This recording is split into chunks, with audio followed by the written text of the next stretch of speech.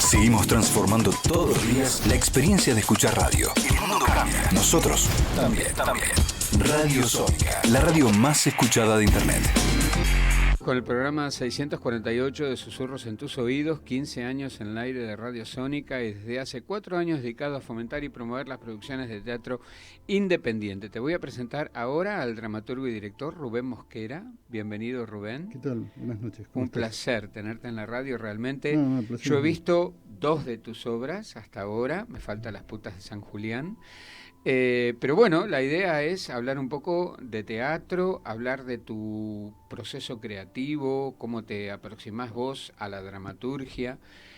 Estas obras que vi, especialmente La Bella en su jaula, a mí me pareció absolutamente maravillosa, estimulante, dolorosa, un hecho que la verdad desconocía yo, este dato histórico, ¿no? de esta niña que es casada a la fuerza con este hombre. ¿Cómo surgen estas ideas o Las putas de San Julián mismo, no?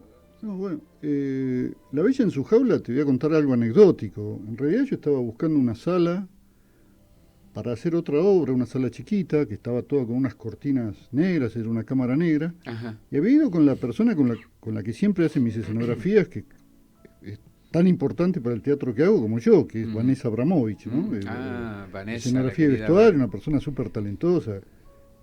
Siempre digo, si quieren saber por dónde ando, busquen a Vanessa, porque es imprescindible en lo que hago, el aporte que ella hace. Y estábamos ahí mirando, y de repente el dueño de la sala me dice, no, pero tiene un vitró esto atrás.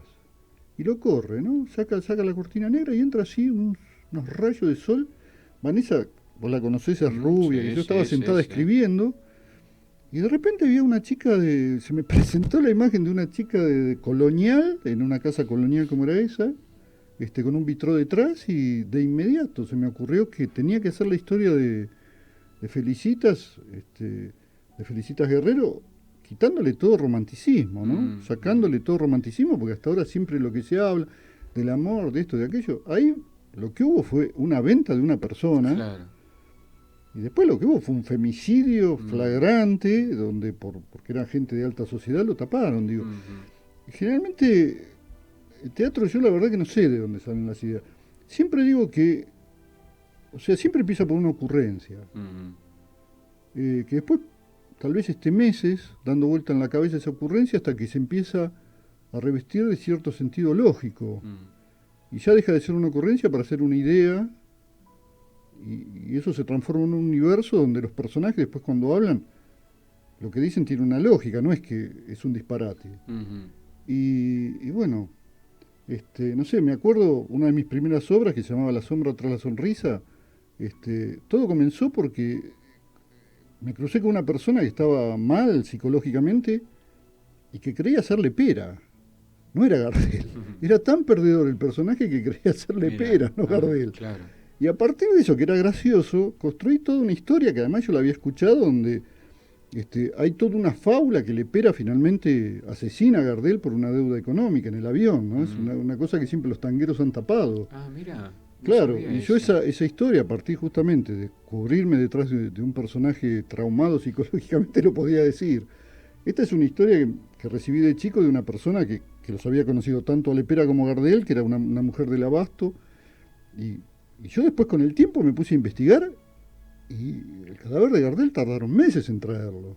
Entonces eso que parecía una ocurrencia, finalmente se reviste de cierto sentido lógico, porque la ocurrencia tiene patas muy cortas.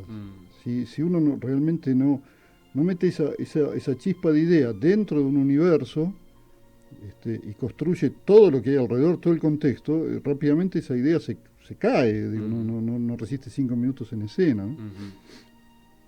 ¿Y Las putas de San Julián? Las putas de San Julián, en realidad, yo vengo trabajando el tema de la mujer desde hace bastante tiempo. Y vino Osvaldo Bayer un día. Yo lo conocía por haber hablado alguna vez con él. Yo era muy amigo de un escultor que estaba haciendo con él la estatua del Che Guevara. Bueno, y vinieron a ver una obra mía. Y de repente, cuando termina la obra, me dice el acomodador, me dice, está esperando el señor Osvaldo Bayer para hablar con usted. Bueno, salí, qué sé yo, y me dijo, mirá, yo la verdad que me gustó tanto el tratamiento que le diste a la mujer en esta obra, que la verdad que quiero que seas vos y no otro el que tome el tratamiento de lo que pasó en el prostíbulo. Yo conocía la historia, porque había leído hacía muchísimos años La Patagonia Rebelde, en ese momento se llamaba Los Vengadores de la Patagonia Trágica el libro. A partir de la película cambió el nombre. Pero me acordaba más o menos. En un momento quise hacer, la verdad que cuando empecé a hablar con Osvaldo me entusiasmé, quise hacer una obra épica, estilo La Patagonia Rebelde, con muchísimos actores. Y después me di cuenta que no, que es mejor tal vez tomar desde lo íntimo, desde lo que pasa en un prostíbulo, y que se haga referencia al contexto que tal vez es más conocido de los fusilamientos, e intentar penetrar en el alma de estas mujeres. Yo me relacioné con la gente de Amar cuando fue esto, vinieron, me contaron lo que pasaba en los interrogatorios cuando la policía los detenía, las detenía. ¿Qué les pasaba a ellas en realidad con los clientes recurrentes? ¿Qué sentían? ¿Cuál era el sentimiento de algunas de ellas que eran casadas? Y la verdad que me sirvió muchísimo para adentrarme en el alma de un sector de la sociedad que siempre es denostado sin darle oportunidad de tener voz. Y la verdad que este episodio en particular, que demuestra que en una sociedad bien pensante, todos los ilustres de la sociedad se callaron la boca, y que el rechazo a semejante genocidio salga desde un prostíbulo, es un hecho muy trascendente, ¿no? Me parece muy especial esta historia. Y sobre todo, como dice la obra al final, no es que esté adelantando el final, pero digo, sobre todo que uno va a Santa Cruz, a San Julián, donde ocurrieron los hechos, y uno va al cementerio, y está la placa de una de ellas, que le dejó la hija, Maud Foster, una mujer inglesa, y por lo menos cuando yo fui siempre tiene flores, y siempre Osvaldo me decía, hay alguien que le deja flores. Esas cosas, esos homenajes populares que uno no tiene mucha explicación. Calculo que siempre Osvaldo decía, seguramente alguien que la conoció, a esta altura debe ser el hijo de alguien que la conoció, que debe haber seguido con el legado. Y sin embargo, el héroe de esa, para la sociedad, el héroe que reprimió a los trabajadores, no tiene calle, no tiene dónde homenajearlo. Hasta a los militares le dio vergüenza y le sacaron la placa del cementerio. Porque finalmente quedó como lo que es, un genocida, un asesino, ¿no?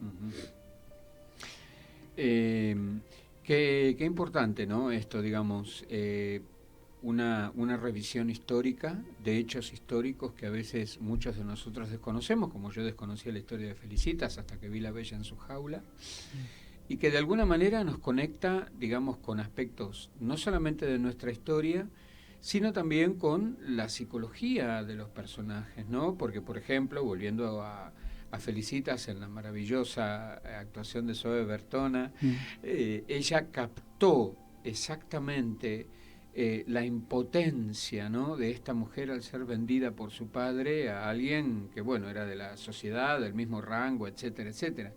Y tuvo una vida miserable y un final aún peor, ¿no? Entonces, yo creo que también está puesto el ojo en eso, ¿no? En la elección de los actores correctos para determinados roles. Y eso es esencial, o sea, yo sé que algún director o algún dramaturgo se va a enojar con lo que voy a decir, pero el 90% del teatro son los actores. O sea, los valientes que se suben ahí, yo escribo cualquier cosa y después lo que se someten a que le tiren un tomatazo son ellos. Y realmente, a mí me gusta trabajar con actores a mí me gusta mucho dialogar con los actores. Yo sé que muchas veces mis actores dicen que yo hablo mucho, pero a mí me gusta mucho conversar con los actores, transmitirle. Yo hago teatro para transmitir cosas. Yo no hago teatro por el hecho estético en sí mismo. Por supuesto que busco lo más bello, lo más lindo, lo más alegre que pueda poner en escena. Digo, por eso siempre trabajo, como dije, con Vanessa. Trabajo generalmente con los mismos actores. A mí me gusta mucho trabajar con los mismos actores, porque además tenemos un código en común. El teatro es algo extraño, ¿no? Porque el director no tiene otra posibilidad que hacer algo subjetivo. No hay forma de hacer algo objetivo. O sea, ¿por qué pongo la luz así? Si la volviera a poner, la volvería a poner. ¿Y por qué medio milímetro para allá no es? Solo el ojo lo puede decir. Realmente creo que, o sea, me parece a mí que me gusta mucho reivindicar la palabra en el teatro, me gusta mucho reivindicar la palabra poética en el teatro.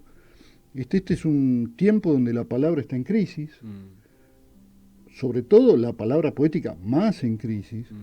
Y yo creo que el teatro, antes que otra cosa, es poesía en movimiento, a través de los cuerpos. Y si tenemos suerte y la palabra le sirve al actor, y el actor la pasa por su cuerpo, seguramente va a conmover las cuerdas del alma del espectador. Cuando esto no sucede, no hay teatro. Es algo que se hizo arriba de un escenario, en la puerta del local dice teatro, y asistimos a algo que pagamos una entrada que no sabemos muy bien qué viene a hacer. Yo siempre digo que de una buena conversación uno se va más gordo, más alto, más ancho. Claro. De una buena obra de teatro uno se va más gordo que cuando entró, con otra carga. Y seguramente en ese momento uno no habrá detectado todo lo que pasó. Por eso digo, el trabajo con los actores es esencial. Y lo vuelvo a decir, pueden no haber directores, pueden no haber iluminadores, pueden no haber dramaturgos, pueden no haber vestuaristas ni escenógrafos. Ahora, si no hay actores, el teatro se terminó ahí. Claro. Porque es un hecho directamente humano. Yo respeto mucho a las personas que quieren hacer ciberteatro, que quieren hacer teatro a través del internet, trabajar con una especie de dibujos y que se mueven como actores y que le dan vida. Pero en realidad el hecho desde que empezó el teatro hace 2500 años, hoy hacemos Edipo como lo hacían los griegos y lloramos de vuelta, porque lo que está pasando ahí es el problema del alma humana, de un ser que está sufriendo, siendo padre, hermano de sus hijos, amante de su madre, haber asesinado a su padre. Bueno, con los dioses metidos en el medio, como pasaba en las tragedias griegas, que no daban lugar a la solución. Y eso todavía hasta el día de hoy sigue vigente, porque finalmente, y creo que la pandemia ha revelado eso. Yo por lo menos este año estrené 5 obras. Digo, 4 fueron reposiciones que habían quedado, que iban a ser repuestas y quedaron cortadas por la pandemia, y una que vos la viste, que es Antinomia, que justamente habla de esto, del problema de la palabra, del problema de la incomunicación, de cómo se malentienden los seres humanos a través de medios que no es el contacto directo. Realmente yo me he peleado más por Zoom o por WhatsApp con la gente, por los malos entendidos de algo que no tiene el calor humano, no tiene el color, no tiene la temperatura de la voz de un ser humano. Claro. Y a mí me parece que el teatro es volver a eso. Yo pensaba, casualmente te iba a preguntar por Antinomia, ¿no? Es una dramaturgia absolutamente inteligente, tanto que en un momento, digamos, yo a medida que iban transcurriendo las situaciones, yo iba pensando, ¿no? Estos malentendidos, esta imposibilidad de comunicarse, esto que es una señal o un signo de los tiempos que vivimos, ¿no? Donde pareciera que todo va muy rápido y de pronto uno dice algo, pero el receptor o le entró por un oído y le salió por el otro, o no lo entendió, y porque cambiaron las claves de la forma de comunicarse, porque el WhatsApp y el Messenger y te bombardean con un montón de cosas y al final no terminás comunicándote con nadie, ¿no?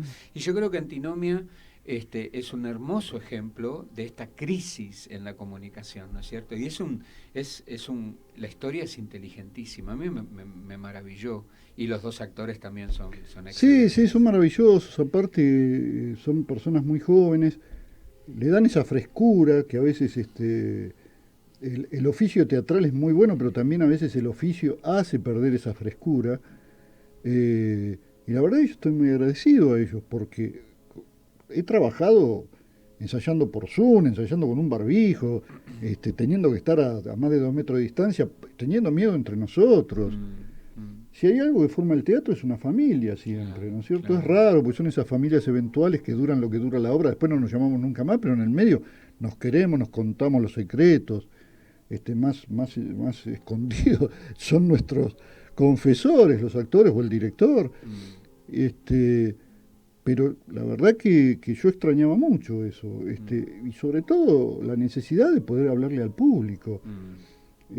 Yo siempre digo que cuando uno hace teatro, uno está disimulando la necesidad que uno tiene de decir cuánto amor tiene adentro para dar y cuánta necesidad de amor quiere sentir. Eso es el arte.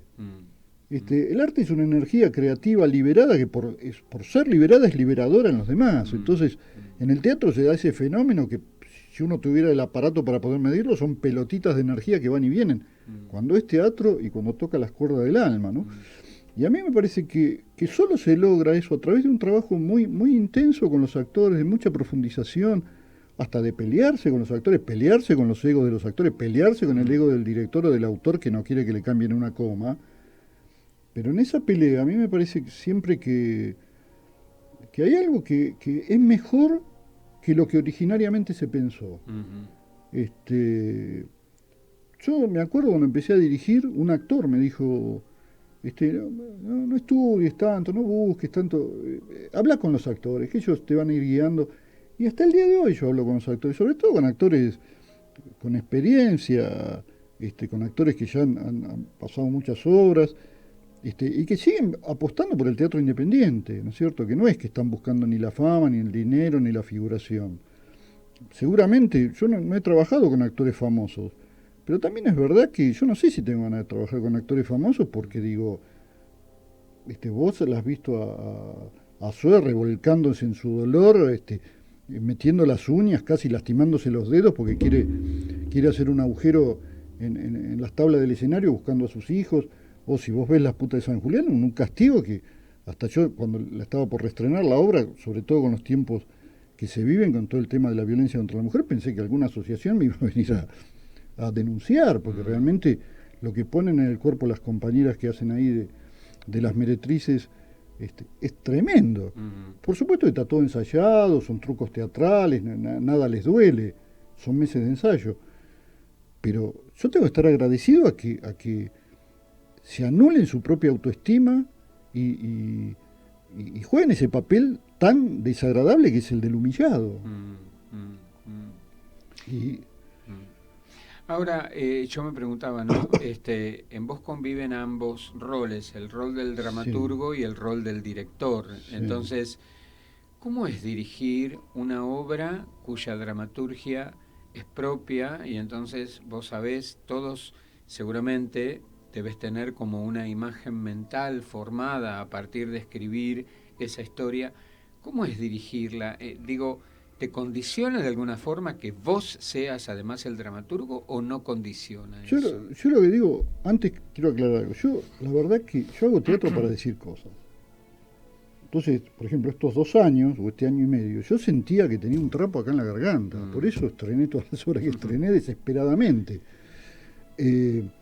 Entonces, a la hora de decir cosas, mi verdad choca con las anatomías de los cuerpos de los actores, sus propias psicologías, sus propios valores.